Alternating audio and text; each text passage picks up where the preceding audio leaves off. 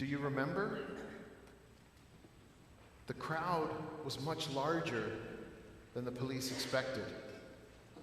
The funeral procession snaked through the bustling downtown district, picking up mourners as it went. The death brought the community together in ways that nobody could have imagined.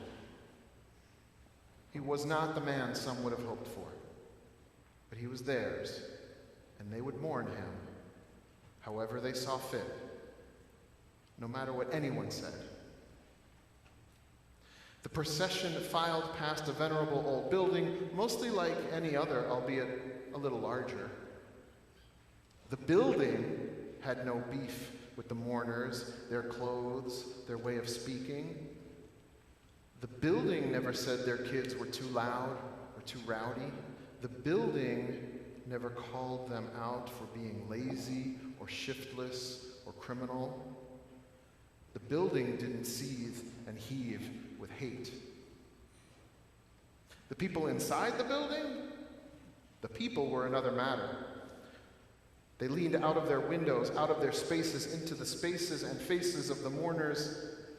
At first, it was just taunts that exploded out of that old building.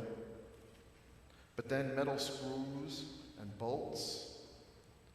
But then chemical-soaked rags.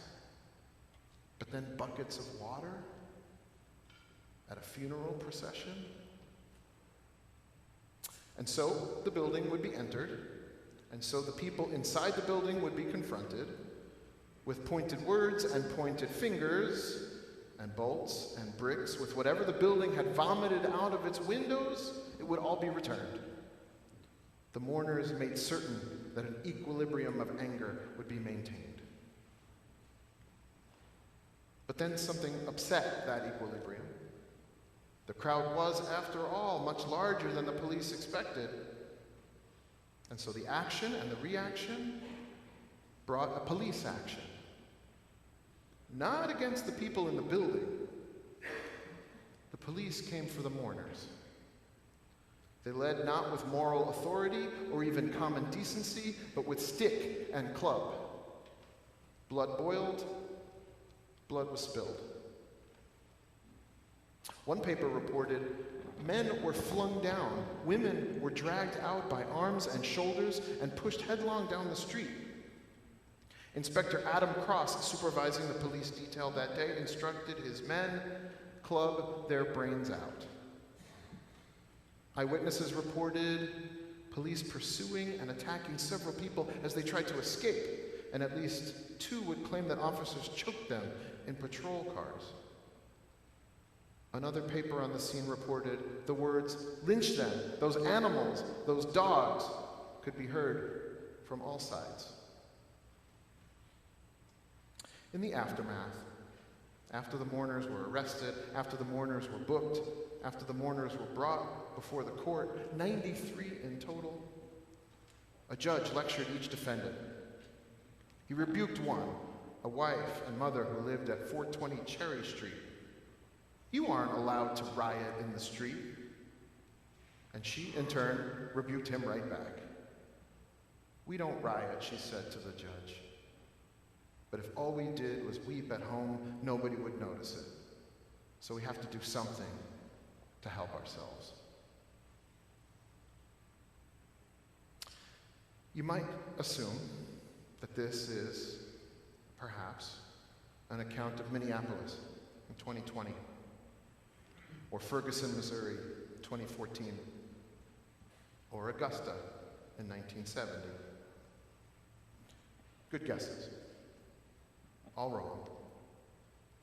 It happened on the Lower East Side of New York in 1902. And the victims of hate were not, as we might imagine, African American. The funeral was for Rabbi Jacob Joseph, and the victims were Jews. Accounts vary, but there is one constant: fierce, furious police violence directed at Jews. "For years, I have known that the police had no use for the Jews of the East Side," recalled one resident. "But their dislike never was evidenced as brutally as in this riot." The Yiddish Daily Forward accused police of a bloodthirsty anti-Semitism and claimed that officers on the scene were beating up anybody who even looked Jewish. The Yiddish press regularly referred to the riot in the coming weeks as a police pogrom. Over the last decade, many Americans have found themselves confronting long-standing issues of racial bias in the criminal justice system. High-profile cases like the killing of Michael Brown in Ferguson, Missouri, the George Zimmerman acquittal in the Trayvon Martin case, police killings like those of Tamir Rice and Sandra Bland and George Floyd, all grab the headlines. The cases illustrate truths statisticians already knew. People of color constitute roughly 60% of our prison system. Available data shows that blacks are more likely than whites to be searched in traffic stops, though police more often find contraband in the cars of whites. Black and brown folks are disproportionately stopped and questioned, booked and tried and convicted, or beaten, or tortured, or shot. And as cell phone recordings and body cam footage become more and more common, white America has begun to imagine what it's like to be a targeted minority. For Jews, for most of our history, it hasn't taken much imagination. For centuries, Jews grew accustomed to looking over our shoulders, to watching what we said, to following orders, sensible or otherwise. From crusaders to Cossacks, from bank conspiracies to blood libels, Jews have known the reality of living with fear. Fear that our martyrs would be abducted or slaughtered. But today, as more and more people are aware in the United States, it's invariably people of color targeted by the authorities. It must be said at this point that there are people of deep integrity among America's law enforcement officers, some of whom are guarding this very building at this very moment. I'm proud of the relationships we have with the officers here. Interestingly, most of whom are black. Folks like Detective Lamb and Officer Poon, who I see on a regular basis. But in precincts nationwide, department culture and rules sometimes reinforce our worst instincts rather than our better angels. And in any case, we fool ourselves if we say this is only a police problem, or, for that matter, a MAGA problem, or a Fox News problem. It's easy for good liberals to blame other people, especially because that's easier than looking at ourselves. Police officers are more likely to kill unarmed black folks because our culture tells us that black people are dangerous. Jurors acquit those officers in part because they can't imagine being frightened enough of a black person to justify gunfire. Just as in Eastern Europe, Cossacks murdered Jews as part of a culture that demonized and vilified Jews. And this is where it gets hard for us sometimes as a Jewish community, because you might be thinking in your head, Cossacks? Rabbi, that was anti-Semitism. We were just Jews minding our own business. And part of you might even continue. Look, I don't want black kids killed either, but those communities do have some problems with criminal behavior. This is a day for vidui, for confession. If the white folks in this room are honest with ourselves, we have to confess that part of us, maybe more than part of us, harbors these thoughts, even if we think it impolitic to say out loud. Must be something that they're doing. Some problem, some cultural issue, some communal pathology. We might think this, by the way, whether we were raised in the South or the North. When I was a kid, Daniel Patrick Moynihan, a New York legend, a Democratic senator for decades, Only when I got older did I learn that before he was elected senator, he authored a report entitled The Negro Family, the Case for National Action, known informally as the Moynihan Report. It was Daniel Moynihan. And rather than racism, the report blamed trouble in Black America on a, quote, tangle of pathology within the Black family, capable of perpetuating itself without assistance from the white world. That pathology, rather than structural racism, was, quote, the fundamental source of the weakness of the Negro community. It reminds me of the words of a New York City police commissioner, nothing if not an expert on crime and its causes. New York's top cop found it, quote, astounding that with 1,000,001 race living in New York, perhaps half the criminals should be of that race. Among the most expert of all the street thieves, the commissioner asserted, are their boys under 16 who are being brought up to lives of crime. Family pathology led children to similar crime rates as adult offenders. Quote, 40% of the boys and 27% of those arraigned in the children's court being of that race. Important data, to be sure. Except the words weren't spoken by the current New York police commissioner. They were spoken by Commissioner Theodore A. Bingham, not in 2022, but in 1908. And the race he was talking about was Hebrews. Bingham warned that, quote, Hebrew boys are burglars, firebugs, pickpockets, and highway robbers when they have the courage. Some folks mocked white Americans marching with African Americans in Ferguson, chanting in unison, hands up, don't shoot. Some cringed a little bit when they saw white Americans donning hoodies and claiming in solidarity with the Martin family, I am Trayvon. But make no mistake, for generations it was Jews who were stopped and frisked. For much of our history, Jewish men and boys were Tamir Rice and George Floyd and Elijah McClain. We were Trayvon. If anyone could identify with young men magically deemed pathologically criminal for no other reason save their ethnicity, it would be Jews. If anyone could identify with anxiety about how their children would be treated by the ruling authorities in the streets of their cities, it would be Jews. If any parent could imagine what it would be like to have an unarmed child stalked and, God forbid, killed, a born suspect, it would be a Jewish parent. It would be white Jews who would remember, who would stand shoulder to shoulder with African Americans, united in a shared history as despised and targeted ethnic minorities. The reality, however, is not so simple. There's a joke my dad told me when I was a kid. Ready for a joke? Maybe a little levity. Yeah. Two Jews, both Yiddish speakers, meet for the first time. Introductions are made, and it turns out one of the Jews is named Sean Ferguson.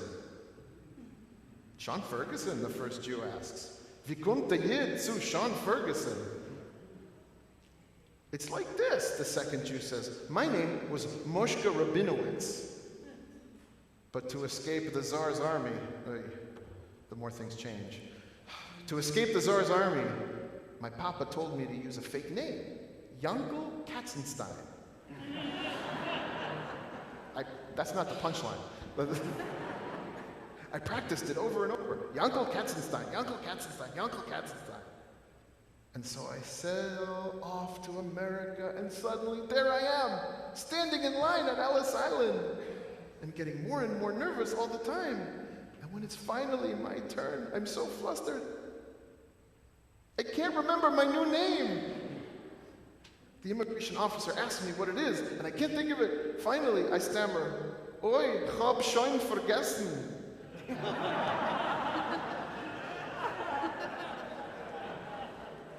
If you're not laughing, In Yiddish, hab schon vergessen means I've already forgotten.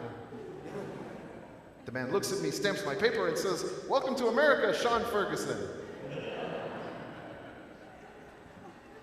And damn it, if that's not a funny joke. Until we ask ourselves, have we also already forgotten? The existential fear of Jews from Isaac to Moshka, from Mount Moriah to Ellis Island. Did we forget? From Fargeson to Sean Ferguson to Ferguson, Missouri, was it easier to forget? In the Unatana Tokef, we say to God, Tiskor, Kol, Hanishkachot, you remember everything we've forgotten. On this day when we cry, Zochreinu, remember us, who maintains the memory of the Lower East Side funeral riot of 1902? Or Commissioner Bingham's Jew-hating rant, published in a national journal? On this day when we read about the scapegoat sent into the wilderness, bearing the sins of a people, have we forgotten our history as genetic scapegoats? How could that be? Anthropologist Karen Brodkin, author of a book whose title kind of says it all, How Jews Became White Folks and What That Says About Race in America, writes that the GI Bill and FHA and VA mortgages were forms of affirmative action that allowed male Jews and other Euro-American men to become professionals, technicians, salesmen, and managers in a growing economy. Meanwhile, the very same GI Bill blocked upwards of 1 million black veterans from the same pathway to wealth. Instead, Brodkin continues, the US government, quote, offered the black community the cement boots of segregation, redlining, urban renewal, and discrimination. Most Jews were happy to accept the benefits offered by a grateful nation, same as any other white GIs. But did that conceal something we'd rather not discuss? That in the post-war era, the Ted Binghams of the world were willing to allow white Jews to assimilate into whiteness, and we were more than happy to take that deal. Entering a doorway to wealth, education, and opportunity, a doorway emblazoned whites only. The brilliant social critic and historian Irving Howe, perhaps more blunt. So long as native hatreds were taken out primarily on blacks, they were less likely to be taken out on Jews. Howe continues, if Jews have been the great obsession of Christianity, blacks have been the great obsession of Americans.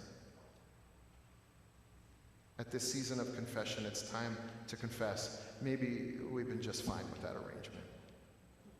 Maybe we've been content to have ethnic amnesia. As long as those memories of the knock in the night begin to fade, so long as those of us with light-skinned kids are not afraid for them to interact with law enforcement, maybe we can sleep a little easier at night.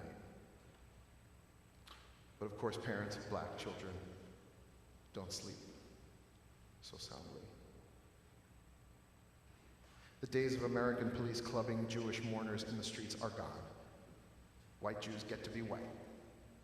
It's a deal we made to join white America, trading our weirdness for whiteness.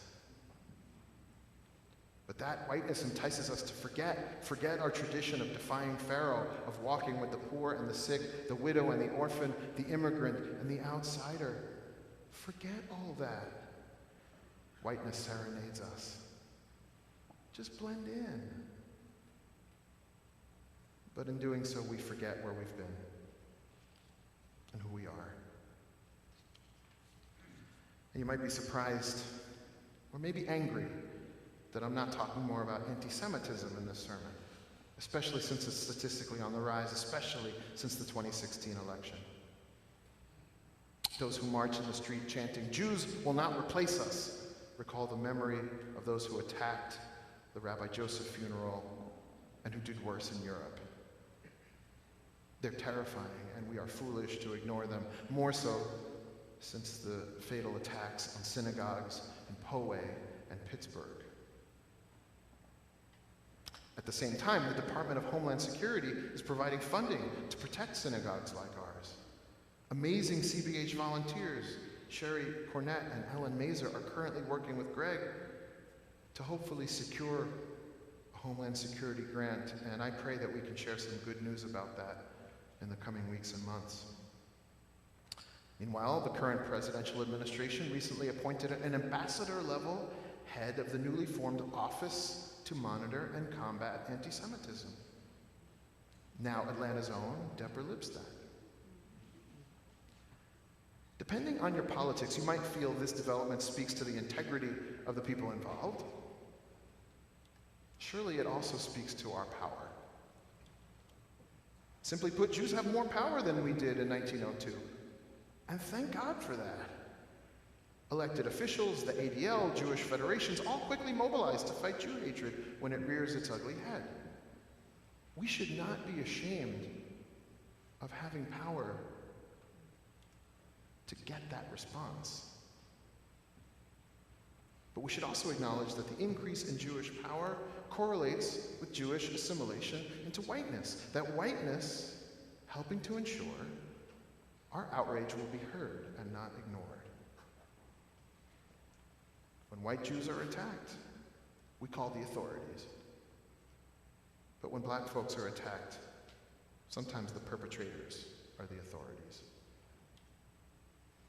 I've been writing and teaching about this funeral, this Rabbi Joseph funeral, and the riot that came after it for 8 years now. And it has been really telling what's happened in this country in those 8 years. Incidents of extrajudicial violence against black folks come to light. The criminal justice system comes under scrutiny.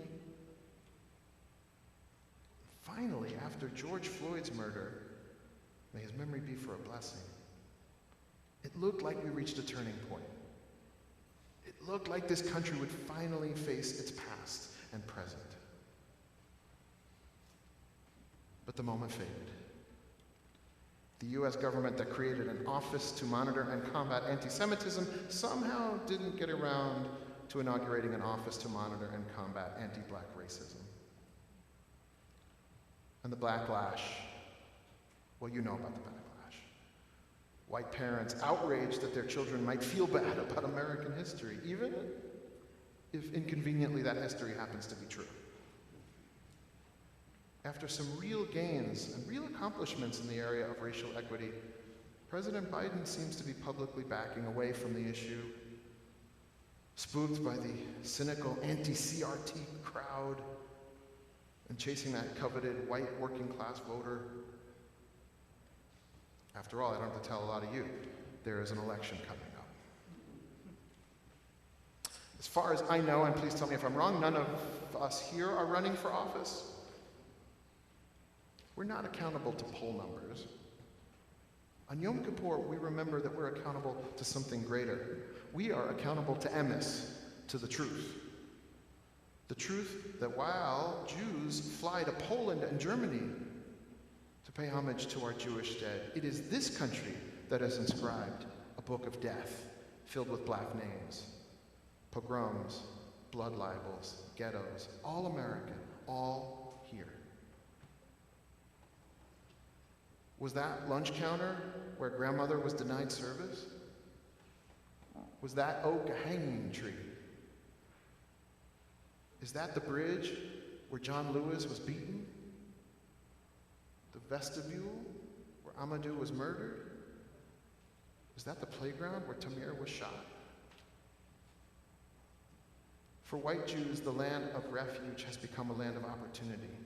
And for African Americans, it's a land of strange fruit and chalk outlines where the crime scene is sometimes roped off by the killer. On this day, when all we've forgotten is remembered, our texts and our history demand that we remember. Because when we forget our history, we forget who we are. And when Jews forget, we run the risk of becoming not just bystanders in Pharaoh's Egypt, but God forbid, his accomplices. We of all people should know better. But do we?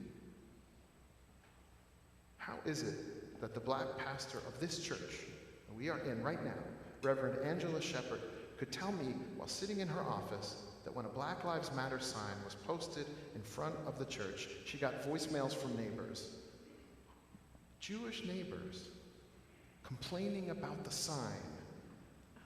Not a political platform, just the words, Black Lives Matter, claiming the sign was anti-Semitic. Haben wir schon vergessen? Have we already forgotten? The question still stands. When we hear of a young black kid who dies in police custody, do we see a thug, a shoplifter, a dead ender? Or do we remember the pogroms, Jewish mothers weeping for their children? And when we see black folks marching in rage and anguish, do we see an unruly mob? Or do we remember the Jews marching through the Lower East Side, clubbed by nightsticks in 1902? And if we remember, what are we going to do about it? The Torah reading tomorrow will be from the book of Leviticus. It's a weird old story of two goats. One sacrificed to God, one sent into the wilderness to carry away our sins. The goat sent to die in the wilderness is designated Lazazel. In English, it's the scapegoat. And we remember that for so many generations, it was Jews banished to the wilderness, confined to suffer, marked for death. We were the scapegoat. That insecurity hasn't left the Jewish soul. How could it? But after centuries of being the scapegoat, we look around to see, we look around here. We've survived. We've thrived.